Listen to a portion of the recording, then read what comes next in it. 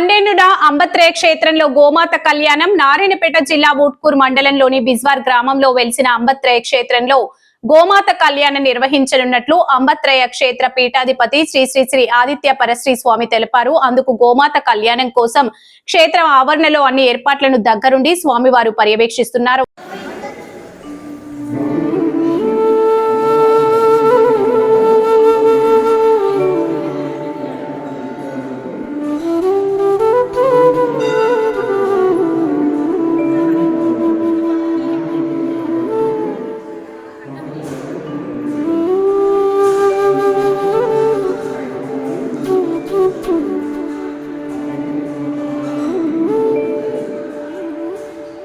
గోమాత కళ్యాణం విజయవంతం కోసం భక్తులు పెద్ద ఎత్తున తరలి రావాలంటూ స్వామివారు పిలుపునిచ్చారు.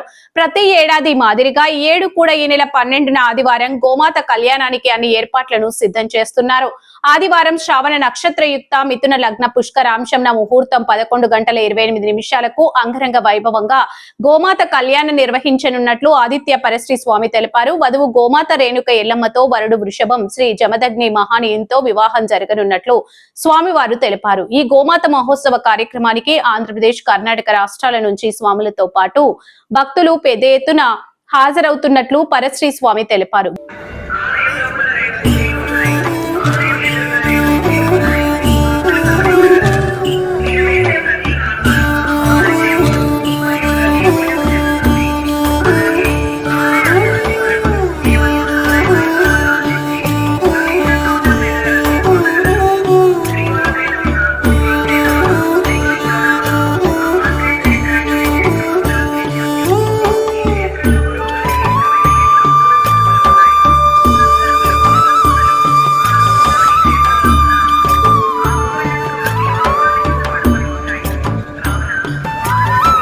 గోమాత కళ్యాణానికి సంబంధించి క్షేత్ర ఆవరణలో పెద్ద ఎత్తున ఏర్పాట్లను చేస్తూ భక్తులకు ఎలాంటి ఆటంకం కలగకుండా పనులను చురుగ్గా చేస్తున్నారు. స్వామివారు దగ్గరుండి అన్ని సూచనలు అందిస్తూ విజయవంతం కావడానికి కృషి చేస్తున్నారు. భక్తులు పెద్ద సంఖ్యలో హాజరై గోమాత వివాహ మహోత్సవంలో పాల్గొనాలని కోరారు. గోమాతలో సకల దేవతలు కొలువై ఉంటారని, గోమాతను పూజించడం వల్ల సకల శుభాలు కలుగుతాయని పేర్కొన్నారు.